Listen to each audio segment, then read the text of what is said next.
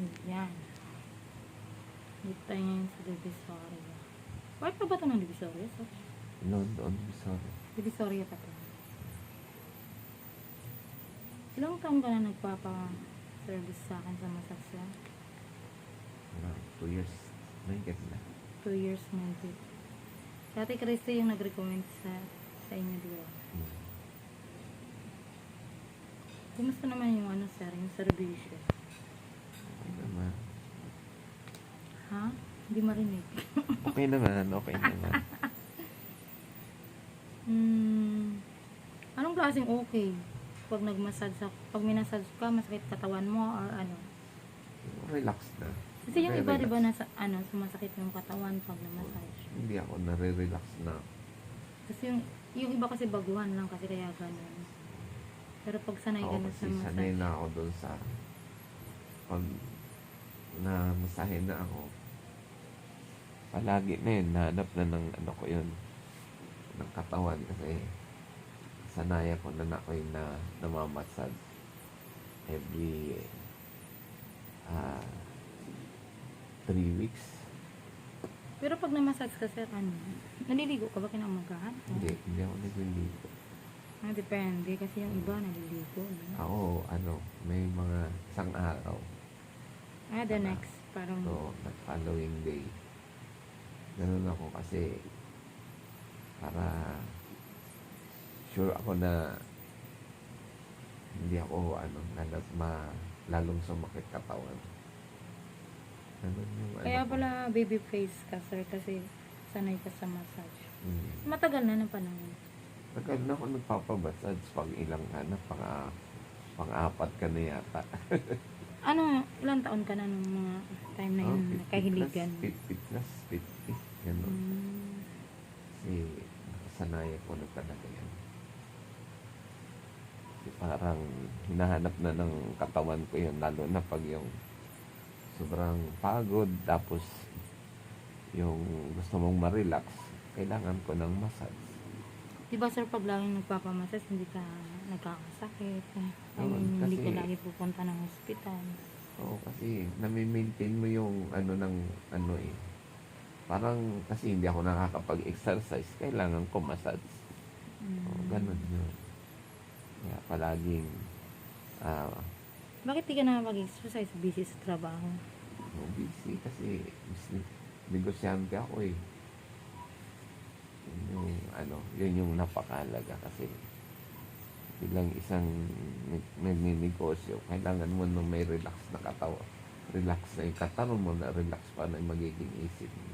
Pero bawat massage ko sa'yo, nagbabara yung mga ilong mo. No? Oo.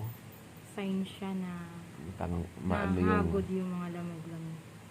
Yung mga barabarang ugat. Saka yung ng dugo.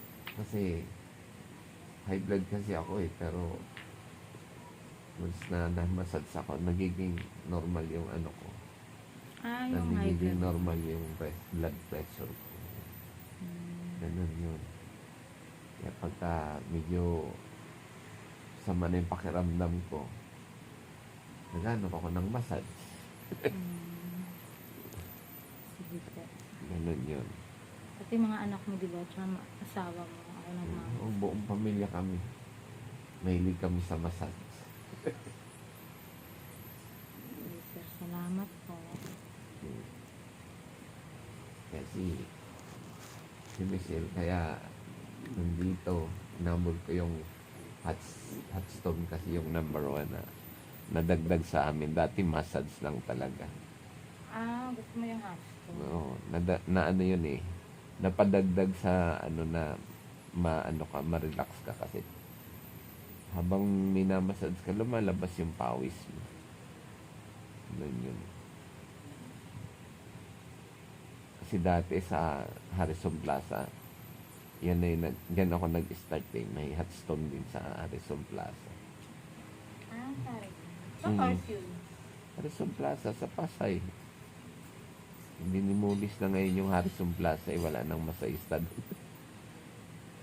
Ganun yun. Doon ako nag-start na magpamassage. Every ano yun, every 3 weeks. Pero pag minsan, di ba, pag masama pakiramdam mo, hindi ka na nga umabot ng 3 weeks. Wala pa. 2 weeks lang. Pero nakasubo ka na ng every week or wala? Wala pa. Ano talaga, Yung iba talagang addict na, no? Every 3 week week. pag nagpapamassage. Hindi ako, mapangit naman yung gano'n siguro para sa akin. Number one, na maganda rin yung gano'n ang interval mo. Every 3 weeks. Hindi Kasi, naman din siya pangit, sir. Depende kasi sa katawan mo. Yung iba kasi na weekly, yun na yung mga taong sobrang addict, hinahanap sa talaga ng katawan. Mas gumaganda nga yun sa sa health mo. Kasi weekly, ibig sabihin, weekly siya, hindi siya nai-imbak yung pagbabara ng ugat mo.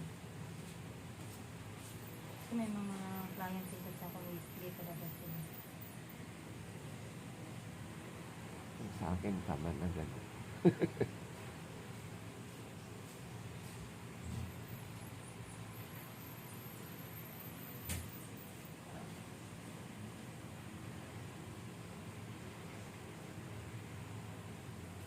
Relax mo.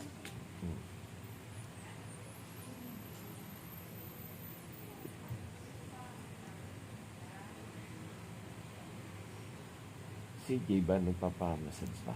Sino pa? Si Jay, yung anak ni at Christine. Sino? Si Jay, Ay, yung anak ni Ate Christine. once lang. Ah, Thank you.